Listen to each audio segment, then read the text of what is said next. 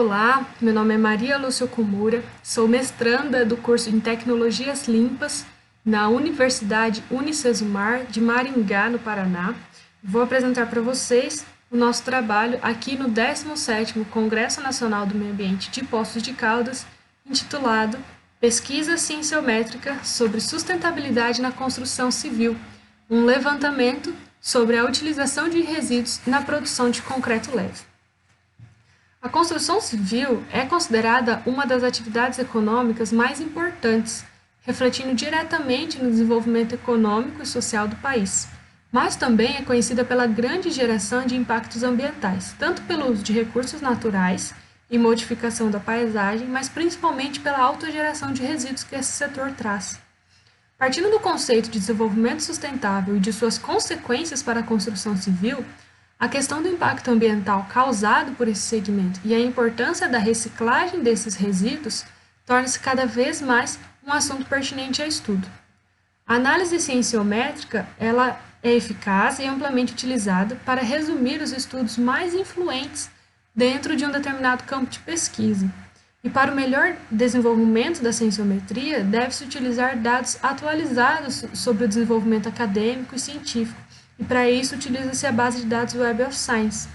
Essa base de dados Web of Science é a mais importante e a mais utilizada mundialmente para uma ampla revisão de trabalhos em todas as áreas. Objetiva-se realizar uma análise cienciométrica para avaliar os principais documentos publicados e identificar as contribuições mais expressivas da literatura para a utilização de resíduos na produção de concreto leve. Como metodologia, os documentos utilizados neste estudo foram obtidos no mês de junho de 2020, a partir da versão online do banco de dados Web of Science, a fim de reunir uma bibliografia completa de todos os documentos relacionados à sustentabilidade na construção civil. Buscou-se pelas seguintes palavras-chave no título: Sludge and Concrete, no campo de busca dessa base de dados. E, por fim, os dados foram organizados em planilhas do Excel e classificados de acordo com o tipo de documento a ser publicado, o número de pesquisas publicadas, os principais países, as principais áreas de pesquisas e os periódicos em que se encontram as maiores contribuições dessa pesquisa. Então, como resultados, dado o objetivo deste estudo, que foi obter uma visão geral do desenvolvimento de pesquisa no setor da engenharia civil, essas pesquisas não se limitaram a nenhum tipo de linguagem ou país. Então, esse estudo examinou os trabalhos e pesquisas publicados até junho de 2020. O estudo intitulado Uso do lodo de fábrica de papel como mistura de concreto, de autoria de Alkir e Newton, foi o primeiro documento a ser publicado sobre o tema no ano de 1975. Ao todo, a pesquisa localizou 155 estudos sobre a utilização de lodo do resíduo no concreto até junho de 2020. A listagem de pesquisa fornecida pelo Web of Science apresenta os tipos de documentos mais publicados sobre o tema. Dentre os 6 tipos de documentos que foram apresentados, destacam-se os artigos, com 72,25%, seguido dos anais de congresso, com 26,45%, ao contrário das notas, que são apresentadas em palestras, em artigos, notas em revistas, em periódicos e notas em anais, que apenas têm 0,65%. Isso demonstra um aprofundamento do conhecimento científico a respeito sobre o tema. Nessa figura, observa-se a evolução do número de pesquisas publicadas em relação ao passar do tempo, nesse período de 45 anos, de 1975 até o ano de 2020. Os resultados obtidos mostram o baixo índice de trabalhos publicados no início desse período, que foi avaliado aí de 1975. Isso se dá devido à tecnologia arcaica, que naquela época nós não tínhamos tantas ferramentas para investigação de materiais. Com a evolução tecnológica, fez com que os estudos sobre esse tema despertassem interesse e, por consequência, obtivessem um crescimento expressivo a partir do ano de 2000. Então, aqui demonstrou um aumento de 52,25% 1% nos últimos 5 anos.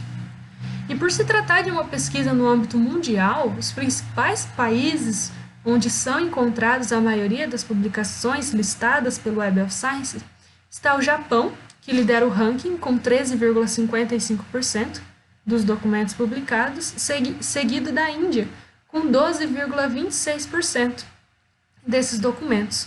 O Brasil aparece na sexta colocação, com um total de 5,81%, equivalente a 9 documentos publicados dentro dos 155 listados pela base de dados que a gente utilizou nos últimos 45 anos. O Japão e a Índia apresentam uma intensa densidade populacional e, por consequência, a grande geração de resíduos, sendo que os investimentos do país são direcionados para o desenvolvimento de pesquisas e produtos e materiais, onde a matriz principal é o resíduo. Então, a maioria dos investimentos desses dois países são direcionados a pesquisas onde a matriz principal de desenvolvimento de qualquer tipo de produto, até mesmo o concreto leve, é o resíduo que eles mesmos geram. As principais áreas de pesquisa, nós podemos verificar aqui nesta figura, que engloba um tema, da sustentabilidade na construção civil, a área que mais foi envolvida neste tema é a área de engenharia, com 61,94% dos registros. Então, esta área traz uma maior relevância, isso faz com que traz uma maior relevância à área da construção civil, quando o tema engenharia está relacionado à nossa pesquisa.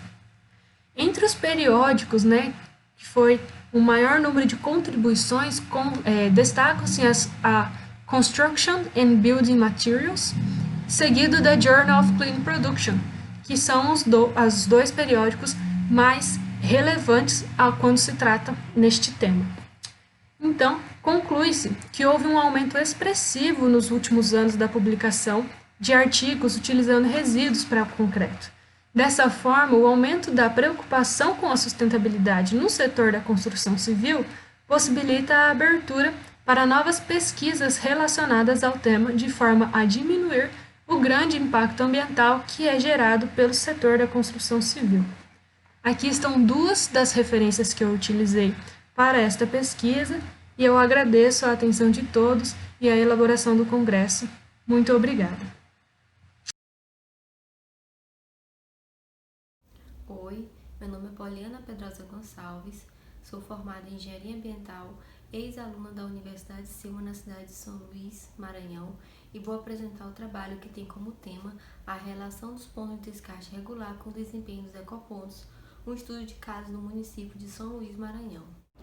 Um dos maiores problemas em cidades densamente urbanizadas são o ponto de descarte irregular ou a falta de locais para realizar a destinação ambientalmente adequada dos resíduos sólidos urbanos. E no município de São Luís não é diferente. Basta analisar o cenário da capital maranhense que é possível verificar os pontos de descarte irregular. Embora seja realizada a coleta convencional, são muitos vulgos lixões espalhados pelos bairros das cidades. E como alternativa, a Prefeitura Municipal de São Luís tem instalado diversos ecopontos nos mais variados bairros como um local para realizar a destinação ambientalmente adequada de resíduos reutilizáveis e recicláveis. Desse modo, o presente trabalho tem como objetivo avaliar os pontos de descarte regular na área de influência dos ecopontos no município de São Luís, Maranhão. Partindo para os princípios metodológicos, a primeira etapa contou com levantamento bibliográfico, registros institucionais, informações junto ao Comitê Gestor de Limpeza Urbana e legislações vigentes. Para a coleta das informações primárias, realizou-se a visita em loco, contando como método a observação e o registro fotográfico.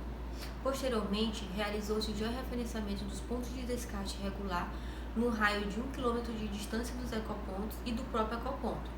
Por fim, esses dados foram manipulados no software QGIS para a confecção do mapa dos ecopontos com relação aos pontos de descarte.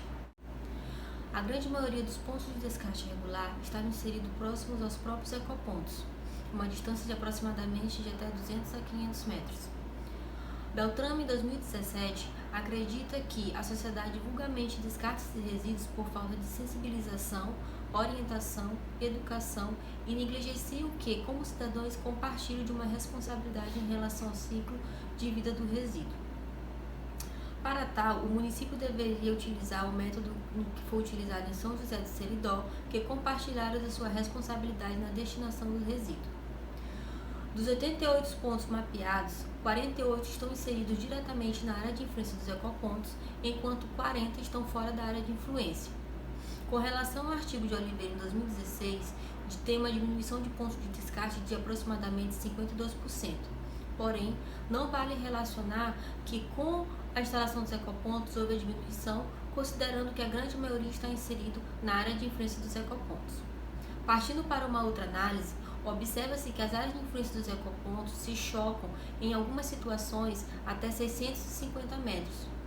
Vale ressaltar que esse item está relacionado à disponibilidade do terreno para a instalação do ecoponto, mas é um item que deveria ser revisado considerando que as áreas de influência poderiam abranger outros locais para facilitar a maior área em relação à destinação dos resíduos.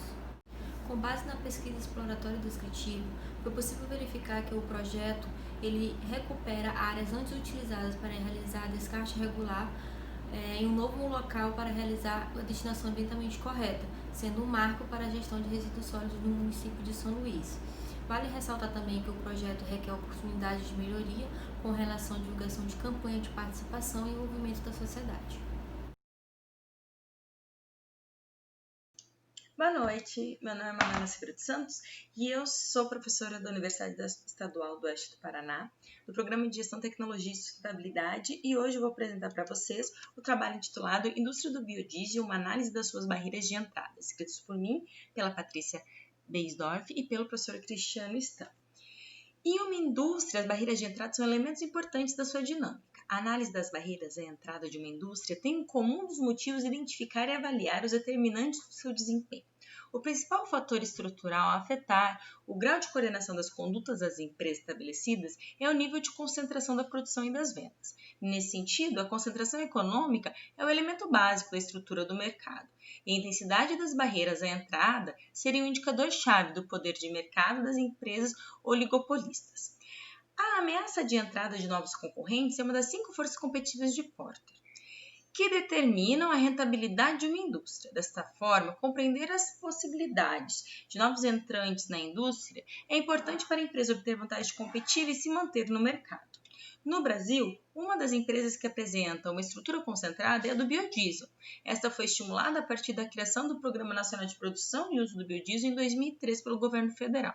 O incentivo ao nascimento dessa indústria veio em resposta aos movimentos globais de diferentes nações que, em prol da matriz energética mais limpa, incentivaram a substituição da matriz energética por energias mais limpas. Essa mudança na matriz energética também está em consonância com o atendimento aos ODS. E o biodiesel contribui com o atendimento não só do objetivo 7, porque está diretamente ligado à energia, ou ao objetivo 13, que trata das ações contra a mudança global no clima, mas também atende aos objetivos 3, ao possibilitar uma vida mais saudável, promovendo o bem-estar das pessoas, e o objetivo 11, por possibilitar sistemas de transporte mais sustentáveis que contribuem com cidades mais resilientes e sustentáveis. Os incentivos oferecidos pelo governo levaram a investimentos no setor de biodiesel em diferentes regiões do país. Essas ações estimularam a organização e crescimento da indústria, assim como a evolução da demanda causada pela legislação.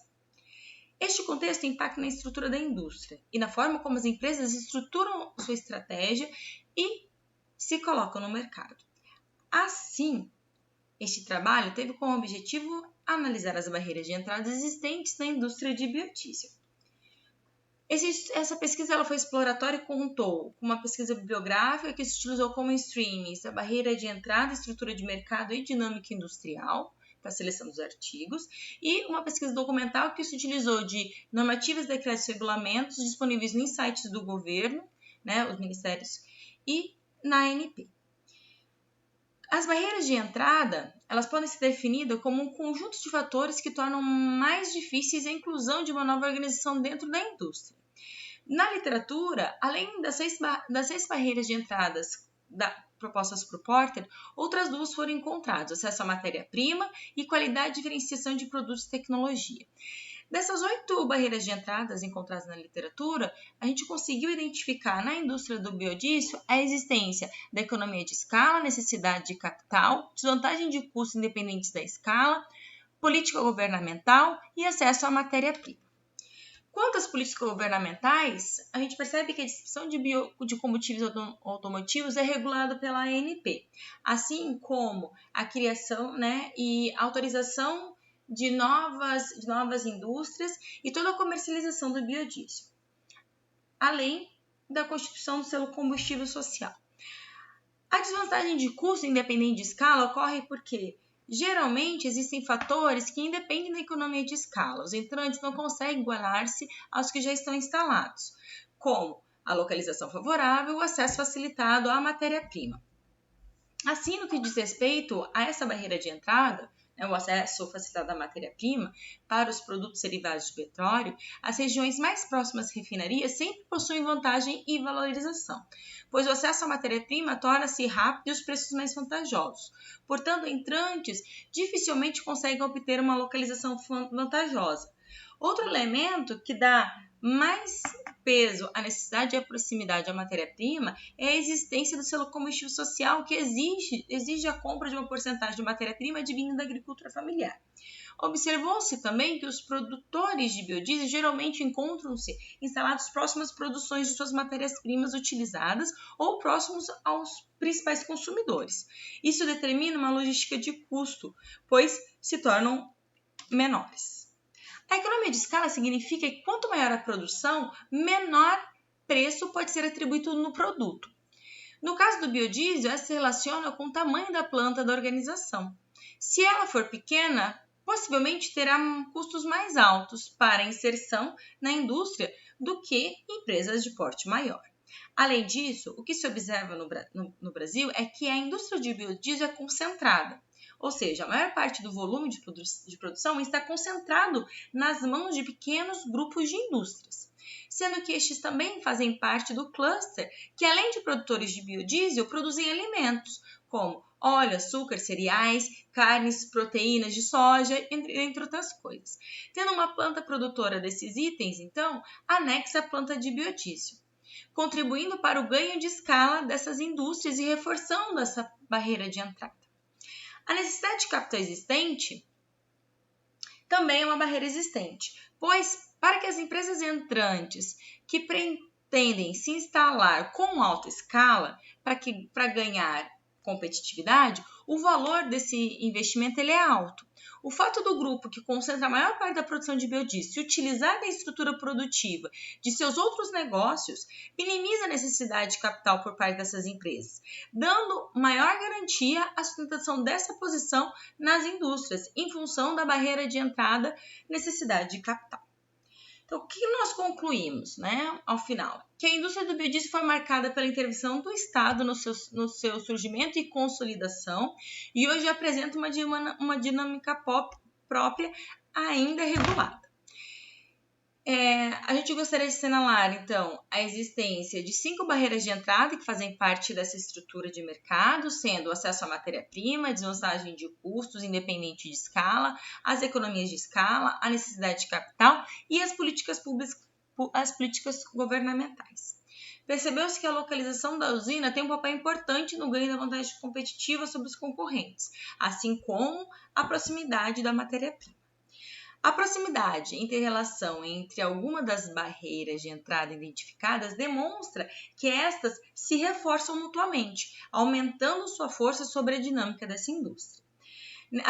Existe a necessidade de novos estudos que contemplem a identificação e a análise das barreiras de entrada do setor de biodiesel no contexto global, considerando sua concorrência com outras indústrias produtoras de energia, principalmente a energia petrolífera. E eu agradeço. Muito obrigada.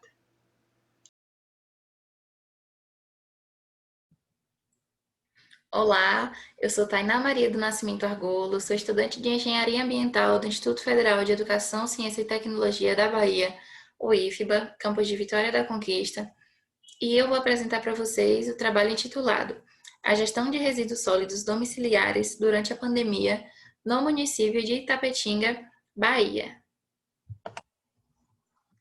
Bom, desde a declaração da atual pandemia do coronavírus, que é o SARS-CoV-2, feita pela Organização Mundial de Saúde em 11 de março de 2020, vê-se a necessidade de sensibilização ambiental e mudança de atitude da sociedade, pois, com o aumento da medida de distanciamento social, que é a medida preventiva recomendada pela OMS como mais eficaz para evitar a propagação do vírus, observou-se um aumento na geração dos resíduos domiciliares.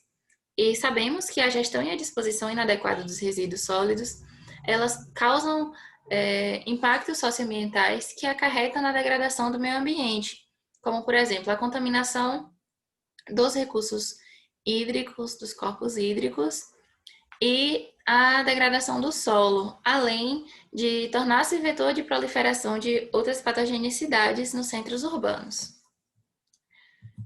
O objetivo desse estudo foi realizar um diagnóstico a respeito da percepção dos moradores sobre a gestão dos resíduos sólidos domiciliares durante a pandemia do Covid-19, no município de Itapetinga. A metodologia utilizada foi através da aplicação de questionário de forma online, utilizando a plataforma do Google Forms. Esse questionário ele foi distribuído por meio de mídias sociais como o WhatsApp, Instagram e Facebook. Contou com 9 perguntas para a coleta dos dados, dentre eles gênero, faixa etária, escolaridade, bairro de residência, se houve aumento de resíduos na residência durante a pandemia, se há ou não a segregação dos resíduos secos e úmidos, se faz o reaproveitamento dos resíduos orgânicos, como, por exemplo, para fins de compostagem. Foi questionado também a destinação das máscaras e luvas utilizadas e também se há o conhecimento sobre a responsabilidade compartilhada da gestão dos resíduos. Obtivemos 140 respostas e, para fazer a análise desses dados, foram feitas planilhas e gráficos utilizando o software do Microsoft Excel 2010. O município de Itapetinga ele fica localizado no sudoeste da Bahia. Bom, após feita a tabulação dos dados, nós obtivemos que 62,9% das respostas corresponderam ao gênero feminino, 55,8% da idade adulta, de 20 a 40 anos. 35% estão na escolaridade do ensino superior incompleto e 15,7% residem no bairro Centro, dentre os 30 bairros que existem no município de Itapetinga. As respostas obtidas nos questionamentos sobre os resíduos, elas corroboram com o que aponta a Abrelp em 2020, que o aumento dos resíduos com o início da pandemia estava estimado em 15% a 25%. Aqui, no primeiro gráfico que nós temos, referente ao questionamento, se notou-se o aumento na geração dos resíduos das residências. E a maioria da parcela das respostas, equivalente a 59,3%, disse que sim, que houve um aumento nessa geração de resíduo durante a pandemia. Porém, a maioria das respostas também, equivalente a 60,7%, disse que não faz a separação dos resíduos entre secos e úmidos, por exemplo. Então, apesar de haver um aumento da geração dos resíduos, elas também não fazem a separação destes. Ainda, a maior parte também, equivalente a uma parcela de 79,3% das respostas, apontou que não faz o reaproveitamento dos resíduos orgânicos gerados, como, por exemplo, para os fins de compostagem. Então, esses resíduos eles são direcionados à destinação final do aterro da cidade. Nós também fizemos a pergunta sobre qual é o procedimento de descarte das máscaras e luvas utilizadas. E a maior parte, equivalente a 52,9%, disse que descarta diretamente no lixo comum, junto com os demais resíduos. E a parcela equivalente a 47,1% diz que faz a separação e o descarte separadamente dos resíduos recicláveis. É importante fazer o descarte correto das máscaras e luvas, principalmente nas residências em que tiverem casos ativos do Covid-19, porque evita-se o contato direto dos funcionários que fazem a limpeza urbana municipal e também dos catadores de resíduos recicláveis, ou seja, as máscaras e luvas retiradas, que não vão mais ser utilizadas, elas devem ser descartadas no lixo do banheiro, segundo as recomendações mais recentes, porque evita-se esse contato e, portanto, evita-se também a contaminação de outras pessoas com esse resíduo infectante. E, por fim, foi feita a pergunta se há conhecimento sobre a responsabilidade de gestão compartilhada dos resíduos, e a maior parte da parcela disse que sim, equivalente a 66,4%, disse que reconhece essa responsabilidade compartilhada dos resíduos. Os resultados obtidos a partir desse estudo mostram que a população ela não tem o costume de segregar adequadamente os seus resíduos, mesmo tendo conhecimento sobre a responsabilidade compartilhada, e isso pode ter como justificativa a falta de costume e de tempo devido às atividades cotidianas. Como conclusão do nosso estudo, nós percebemos, na verdade, que a população ela não possui consciência de que o manejo inadequado dos resíduos ele pode estar causando esses danos socioambientais e também à saúde, e que houve, sim, um aumento substancial na geração dos resíduos sólidos urbanos, bem como o acondicionamento e segregação inadequados. Esse foi o nosso trabalho. Aqui nós temos as referências referentes a ele. E é isso. Muito obrigada. Olá, eu me chamo Karine Ferreira Marques, sou graduanda em Engenharia Ambiental e Sanitária pela Universidade do Estado do Rio de Janeiro e hoje estarei aqui no 17º Congresso Nacional do Meio Ambiente apresentando meu trabalho realizado em conjunto com o professor Vinícius Maschetti a respeito de levantamento bibliográfico de adsorventes alternativos aplicados para remoção de corantes em efluente têxtil. O trabalho se inicia com a contextualização e afirmação da relevância do estudo, trazendo dados que refletem a elevada quantidade de água demandada pela indústria têxtil, sendo necessários aproximadamente 80 litros de água para produzir 1 kg de tecido, havendo também referências do valor de 150 litros demandados. Além disso, temos que essas águas residuárias apresentam grande quantidade de sólidos de suspensão, um pH bastante variável, temperatura elevada, alto valor de DQO e consideráveis quantidades de metais, ainda forte presença de corantes. E essa presença de corante se dá pois estima-se que cerca de 50% do corante utilizado e aplicado não se fixam as fibras de tecido, o que configura um grande problema de poluição em seus efluentes. E toda essa problemática, ela se dá, pois efluentes com elevada cor absorvem a luz dos corpos hídricos, interferindo assim no equilíbrio do ecossistema. Nesse contexto, a adsorção ela é uma técnica amplamente aplicada para a remoção da cor em águas residuárias. Entretanto, o carvão vegetal, que é um absorvente comumente comercializado, ele requer um alto custo, podendo também ser considerado uma fonte poluidora. Então, desta forma, o presente trabalho visa no levantamento bibliográfico de 2 materiais adsorventes alternativos, que são o mesocarpo de coco verde e o bagaço de cana-de-açúcar, e a sua eficiência na remoção de corantes têxteis, de forma a contribuir na discussão de métodos recentes frente aos tradicionais e de eficácia amplamente reconhecida. A metodologia se conteve a essas 7 etapas, como podemos observar no gráfico 1, sendo as 3 primeiras eliminatórias de acordo com os critérios estabelecidos por nós, autores, sendo eles trabalhos publicados a partir do ano de 2010, sendo eles na língua portuguesa ou da língua inglesa, e que avaliassem a eficiência da remoção de corantes por esses 2 materiais adsorventes objeto do estudo desse trabalho. É de extrema importância ressaltar que a pesquisa ela se conteve em fontes em ambiente virtual confiáveis, tais como Scielo, Portalcapes e Google Acadêmico, usando em cada levantamento as palavras mesocarpo de coco verde, adsorvente, e bagaço de cana-de-açúcar, adsorvente, respectivamente. Como resultado do levantamento, nós tivemos 7 trabalhos selecionados, sendo 4 deles relacionados ao mesocarpo de coco verde e 3 ao bagaço de cana-de-açúcar. Inicialmente foi observado uma certa dificuldade de encontrar publicações que fizessem verificação desses materiais como adsorvente para remoção de corante, mesmo estes sendo resíduos agroindustriais com potencial uso em tratamento de efluentes e de diversas possibilidades de utilização. E essa última afirmação ela foi observada nos trabalhos selecionados, visto que os adsorventes foram usados tanto in natura quanto eles tratados por soluções, como albumina, ácido clorídrico, hidróxido de sódio e hexano. E a tabela 2 do nosso trabalho ela contém a síntese dos dados recolhidos no nosso levantamento. Na tabela 2, na primeira coluna, nós teremos a enumeração de qual artigo está sendo referido, estando todos devidamente citados e referenciados no nosso resumo completo. Em seguida, verifica-se se foi realizado algum tipo de tratamento prévio no adsorvente e, se sim, por qual solução. Foram levantados também ao qual corante foi aplicado no estudo e se houve também um controle de pH da amostra.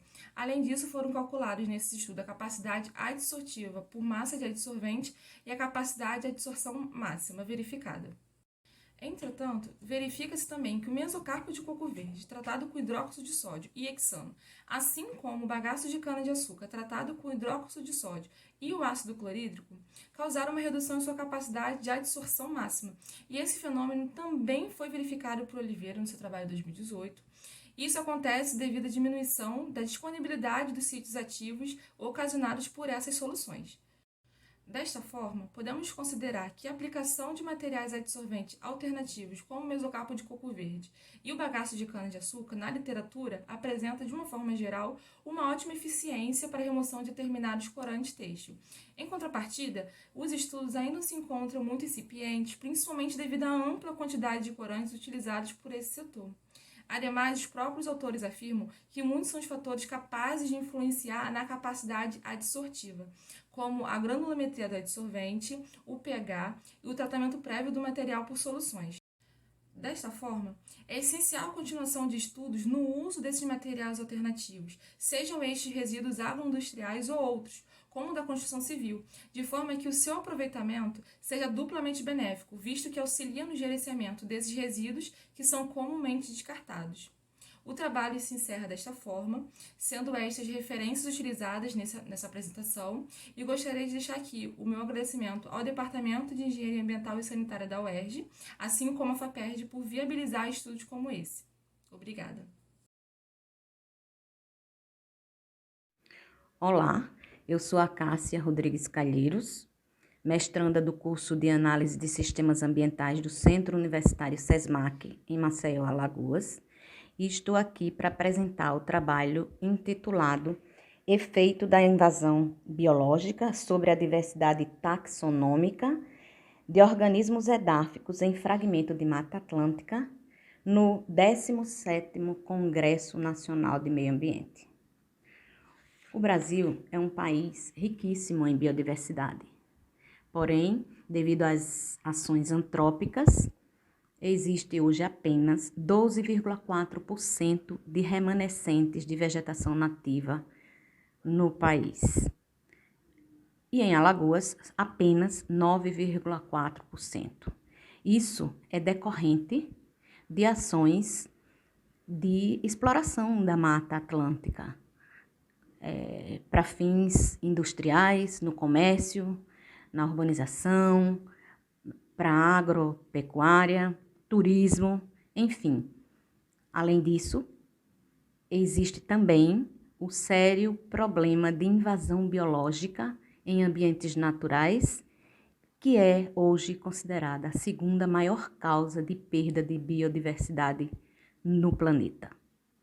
Então, diante desse contexto, o trabalho tem o objetivo de investigar a perda da diversidade taxonômica de espécies da macrofauna e mesofauna do solo, provocada pela invasão biológica da espécie Bambusa vulgaris L, num fragmento de Mata Atlântica do Parque Municipal de Maceió, em Alagoas.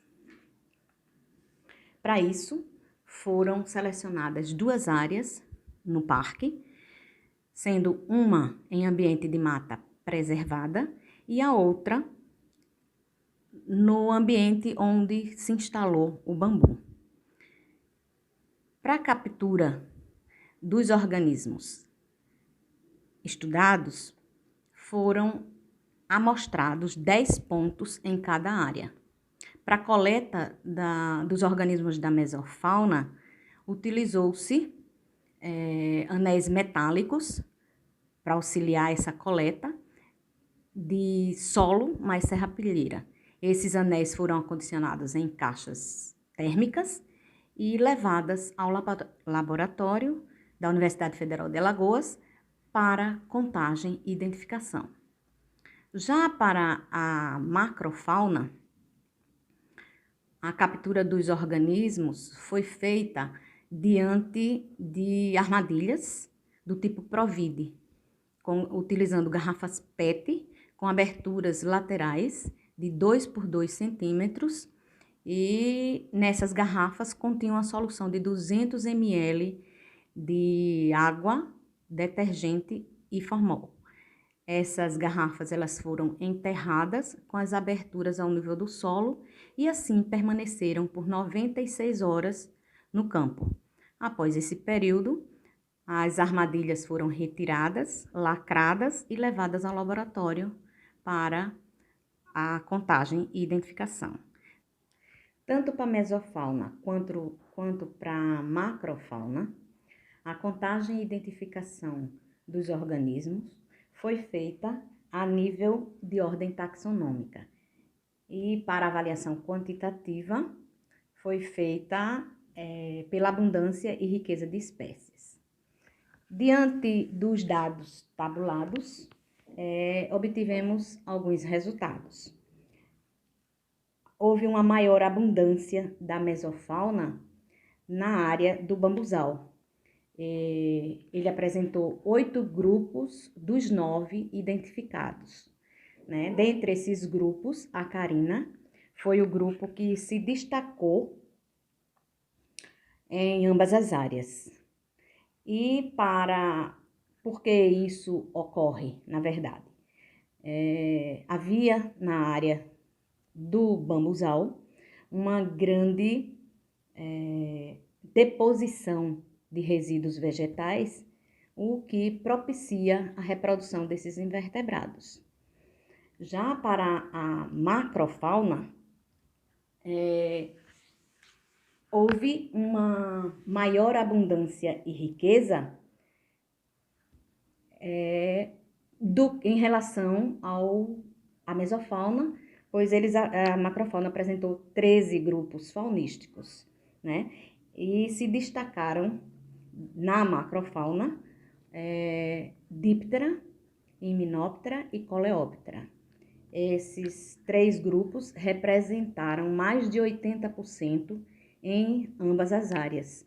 Esses organismos da macrofauna, devido às funções que exercem, eles são bastante importantes no processo ecossistêmico do solo. Assim, nós podemos concluir que a Mata Atlântica apresentou maior riqueza de organismos da macrofauna, o bambuzal apresentou maior abundância e riqueza dos organismos da mesofauna do solo. E, além disso, o monitoramento e medidas de manejo adequados são necessários no Parque Municipal de Maceió para conter essa expansão e minimizar a perda biológica no local. Assim, segue adiante o banner dessa apresentação, onde constam nossas referências e os nossos agradecimentos. Muito obrigada.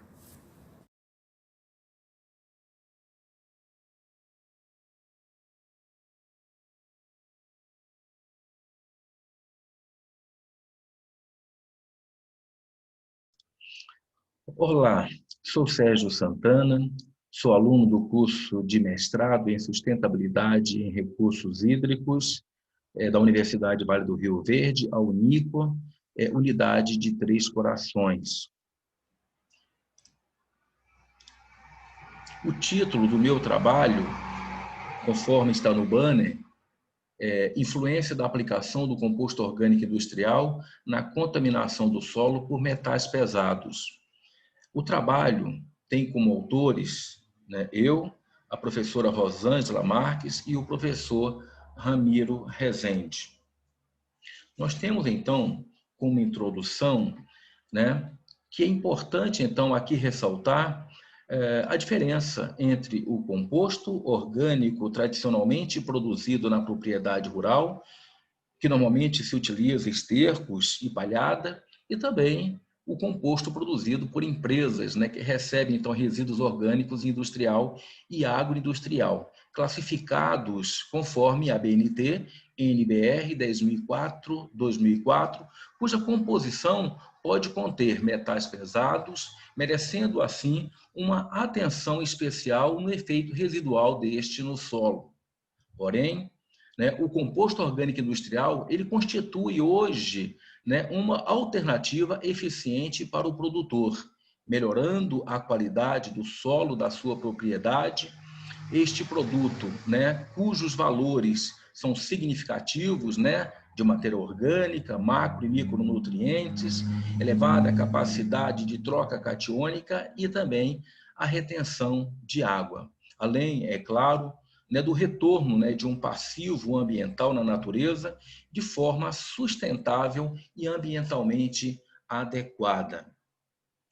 Nós temos, então, né, como objetivo neste trabalho, avaliar, então, né, os efeitos do composto orgânico industrial aplicado em um latossolo vermelho amarelo distrófico, cultivado aí com a cultura do milho na cidade, né, de Machado, estado de Minas Gerais, né, sobre os teores deste, né, neste solo de cádmio, de cromo, de níquel, de manganês, de chumbo, de cobre e também de zinco. Aqui nós temos a área do experimento, aqui está mostrando, então, né, alguns tratamentos que foram realizados, né, os blocos também que estão ao lado um do outro, né? Mas na metodologia é importante aqui a gente ressaltar que o experimento ele foi realizado envolvendo, então, 7 doses, né, do composto orgânico, sendo as dosagens de 10, de 0, de 10, de 20, de 40, de 60, de 80 e também de 100 toneladas, né, por hectare. Também foram realizadas 3 repetições em blocos ao acaso, com área útil para coleta de dados de 12 metros quadrados de cada parcela. E coleta, então, de solo na propriedade de 0 a 10 centímetros, para avaliação dos metais pesados, onde foram também coletadas as amostras simples e transformadas, então, em amostras compostas para, então, serem analisadas. E aí nós tivemos, então, esses resultados. Esses resultados estão aqui nesta tabela. Nesta tabela, então, na tabela 1, nós temos as médias observadas, nós temos, então, os tratamentos com 0, né, tonelada, né, do composto orgânico, com 10, com 20, com 40, com 60, com 80 e também com 100 toneladas, onde, então, foram avaliados, né, os elementos cádmio, níquel, cromo, chumbo, manganês, cobre e zinco. E aqui, então, nós temos as médias dos tratamentos que nós utilizamos, né, no experimento. E embaixo, então, nós temos os valores de referência de qualidade de prevenção, né, que hoje é determinado, então, na resolução CONAMA, número 420 de 2009. Então, nós temos, então, esses resultados, nós podemos aqui colocar, né, que a adição do composto orgânico industrial, ele não proporcionou aumento significativo, né, dos teores dos metais pesados no solo, em nenhuma das dosagens do estudo, mesmo quando comparados, então, à testemunha. A aplicação do composto orgânico, ele promoveu, então, o aumento, né, dos elementos níquel, chumbo, manganês, cromo e cádmio em relação, então, à análise do solo antes da aplicação do composto. Porém, este aumento está dentro dos valores de referência de qualidade de prevenção do solo, conforme, então, a resolução CONAMA 420 de 2009, conforme, né, coloquei para vocês, né, que está aí na tabela também. Para os metais manganês, níquel e chumbo, não foram então verificados aumento nas concentrações dos teores totais dos metais pesados no solo, em relação então aos valores estabelecidos para solos agrícolas, assim como dados então fornecidos por Rangel em 2004. Nós temos também que a redução dos teores de zinco no solo, após então a aplicação do composto, pode estar relacionado com seu comportamento no solo e exigência então da cultura por este elemento. O teor de cobre, então, ele sofreu uma diminuição em função das inter-relações estreitas entre o micro e macronutrientes, conforme então Primavesi em 2002, onde ela relata para todos nós que quanto maior a dose de nitrogênio, maior então é a necessidade da cultura em cobre. E aí então nós temos as conclusões, né, que nós tiramos, né, desse trabalho. Nós temos então que as conclusões que nós tiramos foram que a adição do composto orgânico industrial, ele não proporcionou aumento, né, dos teores de metais pesados no solo estudado, quando então comparado ao solo sem aplicação de composto orgânico industrial. Temos também como conclusão que os teores de metais cádmio, cromo, níquel, chumbo, manganês, cobre e zinco no solo estiveram, então, abaixo dos limites estabelecidos, né, de valores de prevenção para utilização agrícola, o que permite, então, sua aplicação na dosagem e tempo analisado, sem maiores riscos para o solo.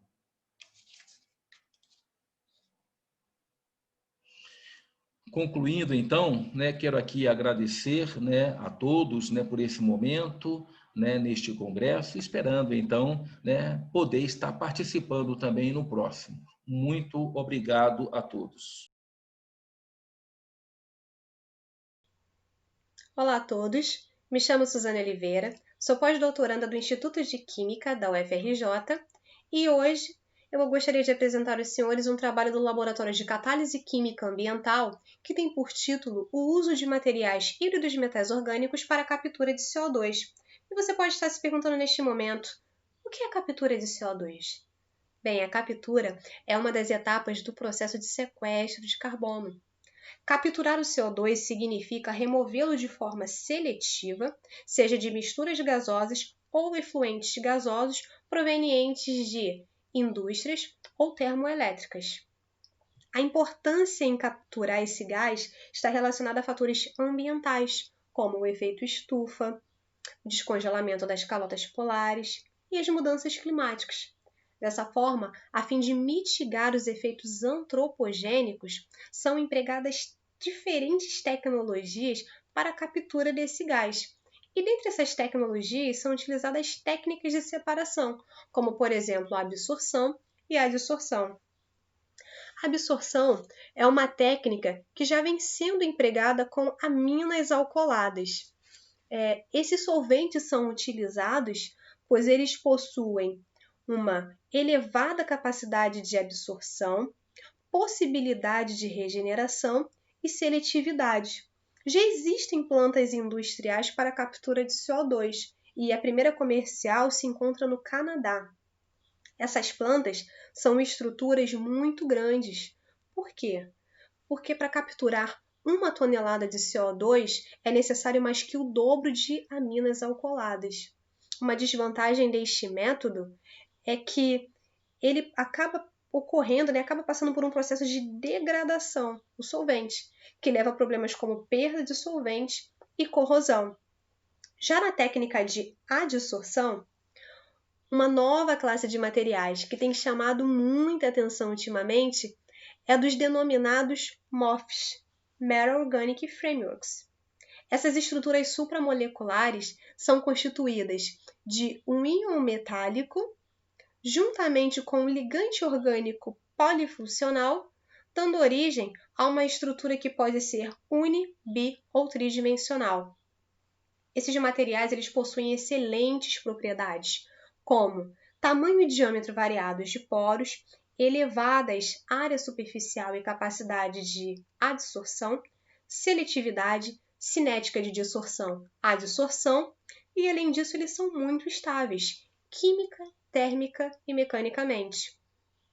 Uma vantagem desses materiais, quando comparadas às aminas alcooladas, é que apenas 1 grama dele é necessário para capturar 4.000 metros quadrados de nitrogênio. Ou seja, utilizando-o na captura não há necessidade de grandes torres. Dessa forma, o nosso objetivo é destacar a capacidade, de adsorção de CO2 por esses materiais, os MOFs. E para tal, nós utilizamos como metodologia a revisão da literatura, por meio de bases de dados como ScienceDirect, Cielo e ZLibrary. Utilizamos como ponto de partida o ano 2000 e o seguinte conjunto de palavras-chave, o que nos proporcionou diversos artigos científicos. E por meio da análise desses artigos científicos, nós selecionamos os melhores resultados, que deu origem à nossa tabela 1. E um fato interessante sobre esses materiais: o nome que eles recebem está relacionado ao grupo de pesquisa que os sintetizou, como, por exemplo, a sigla MOF está relacionada ao grupo do professor Yagi, da Universidade da Califórnia, enquanto a sigla MIL está relacionada ao grupo do professor Ferrer, da França. Interessante, não? Mas vamos analisar a nossa tabela.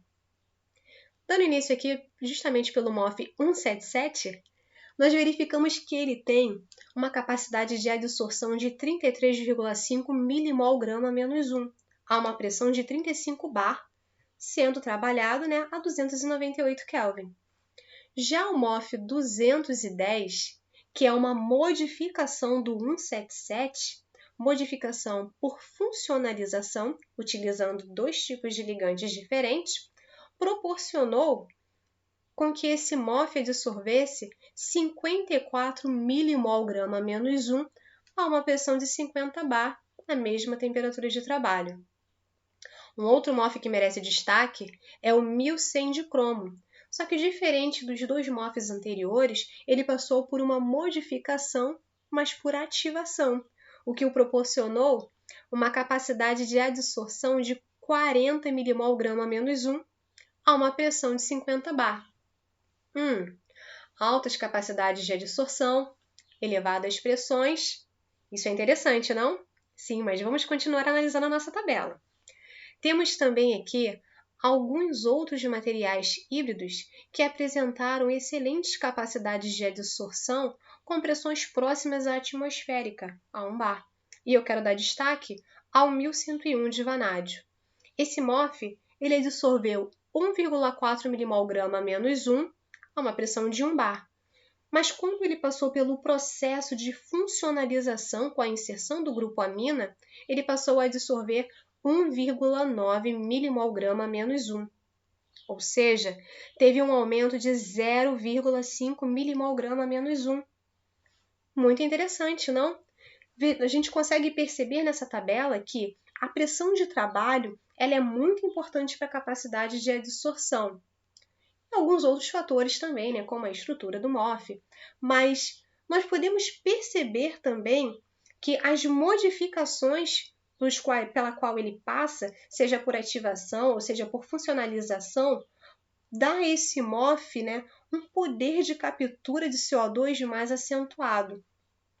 E com isso nós concluímos que as perspectivas para o uso desse material são muito boas, pois ele é reutilizável, capaz de realizar elevadas capturas de CO2, tornando uma alternativa interessante para as indústrias de petróleo e gás e combustível.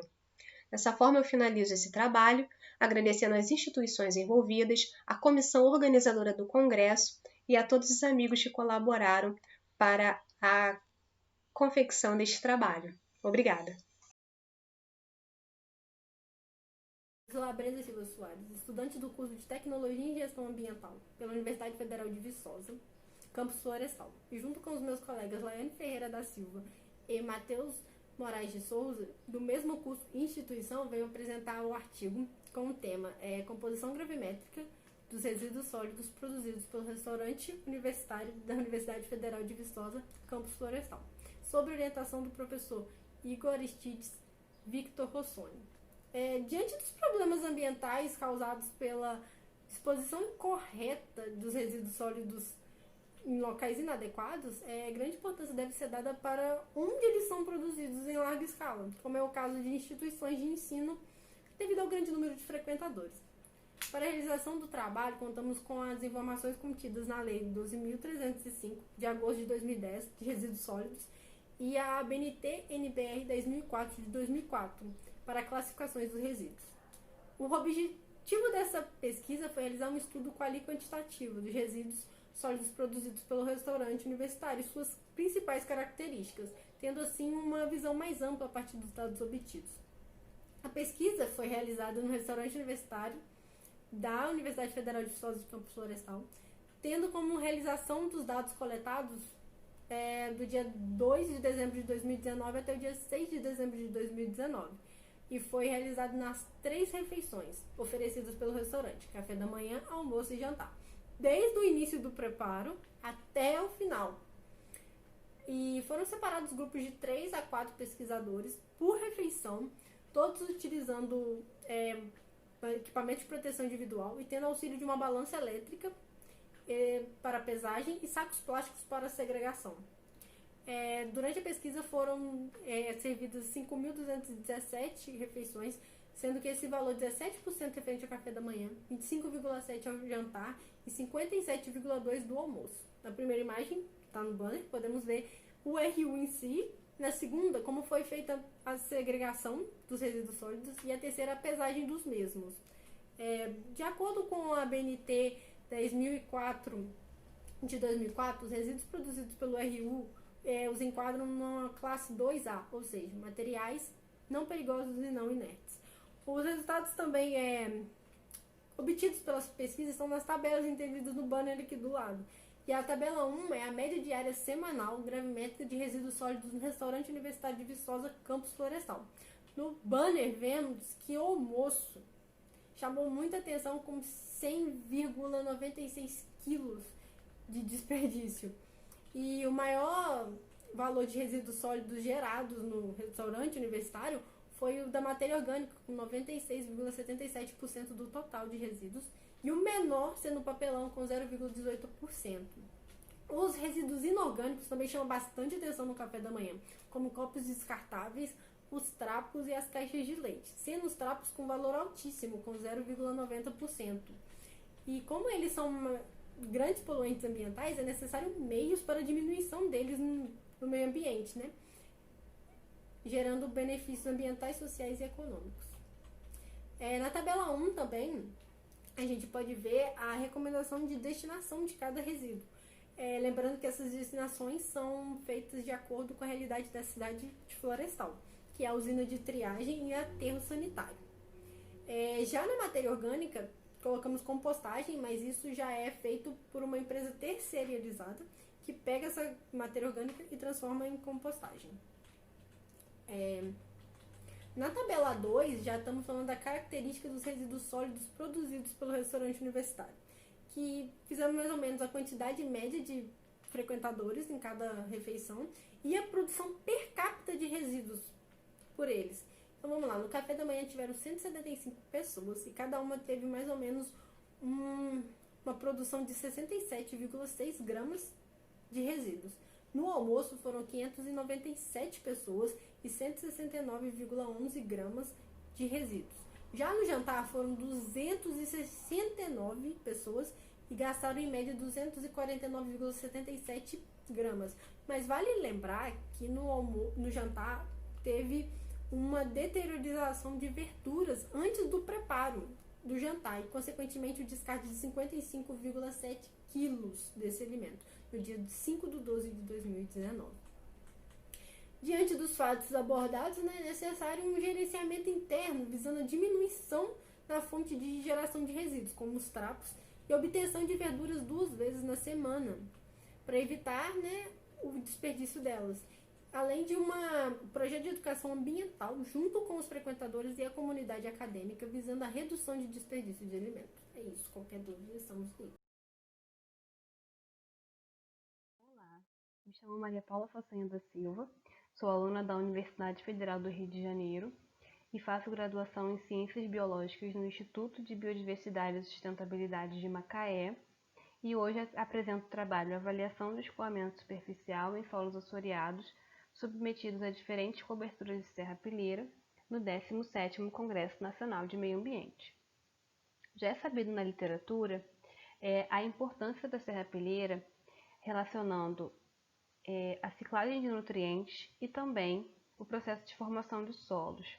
Porém, a literatura é bem fragmentada quando se trata do processo de interceptação de chuvas, onde alguns estudos demonstram que o espectro de forma dos fragmentos da serrapilheira são importantes para entender a sua dinâmica de funcionamento. E alguns autores retratam que fragmentos pequenos apresentam maior potencial de porosidade e fragmentos grossos maior potencial de retenção, quando formam uma camada protetora no solo mais robusta e favorecendo a proteção do solo, né? E de maneira gradativa essa água da chuva acaba infiltrando e isso diminui o processo de escoamento superficial. Partindo desse princípio, o objetivo do nosso estudo foi de analisar se a adição de serrapilheira em diferentes tipos de solos adjacentes a igarapés diminui o escoamento superficial devido ao processo de interceptação de chuvas, levando em consideração o seu espectro de forma. Na nossa metodologia, nós utilizamos 4 tipos de solo com 5 réplicas cada um. O primeiro solo, SCSL, era um solo predominantemente silt argiloso e que possuía pouca serrapilheira natural. O segundo solo, SSSL, era um solo predominantemente arenoso e que possuía serrapilheira natural composta por folhas, galhos e raízes. O terceiro solo é o SCACL, era um solo predominantemente silt argiloso, mas que foi adicionado serrapilheira grossa. O quarto e último solo, SCATL, era um solo predominantemente também silt argiloso, porém que foi adicionado fragmentos de serrapilheira fina. Esses 4 tipos de solo foram submetidos a experimentos de 15 minutos de simulação de chuvas, onde a gente pôde entender o processo de interceptação e de escoamento de cada tratamento apresentado. Nos nossos resultados, a gente primeiro escolheu fazer uma análise de componentes principais para entender quais as variáveis que a gente estudou nesses tratamentos, quais delas responderiam e se correlacionariam de maneira mais forte, né? E também como elas se correlacionariam com os tratamentos. E aí a gente percebeu que no eixo X, as variáveis que mais se correlacionaram foram o volume escoado e turbidez. E no eixo Y foi o pH. A variável turbidez, por exemplo, ela foi muito maior em SCSL em relação aos outros tratamentos, né? E isso pode ser explicado, por exemplo, pelo potencial hídrico do solo, porque existem muitos estudos que demonstram que quanto menor a partícula, mais difícil fica da água poder infiltrar, porque as partículas têm uma força de coesão muito grande. Já o STS, que são os sólidos totais de suspensão do material escoado, ele foi maior também em SCSL em comparação aos demais tratamentos. E isso também pode ser explicado pela composição do solo, porém também pela falta de serrapilheira, porque como esse solo ele tinha pouca serrapilheira, isso também pode ter favorecido com que mais material tenha sido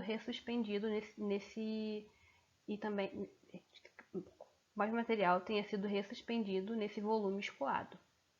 Em relação aos 2 tratamentos que houveram a adição de serrapilheira grossa e fina, quando eles foram comparados, não houveram diferenças significativas em relação à interceptação ou ao escoamento. Então, como conclusão, nós tivemos 2 questões principais. A primeira é que houve uma eficiência na adição de serrapilheira para a diminuição do escoamento superficial, porém, não houve diferença na capacidade de interceptação entre as serraspilheiras, quando comparados fragmentos pequenos e grossos, nessas condições que nós testamos. Por último, eu gostaria de agradecer a algumas instituições que fomentaram o nosso trabalho, como a universidade que eu faço parte, a Universidade Federal do Rio de Janeiro, o Laboratório de Limnologia da UFRJ, a empresa Vale, o ICMBio e o IBAMA.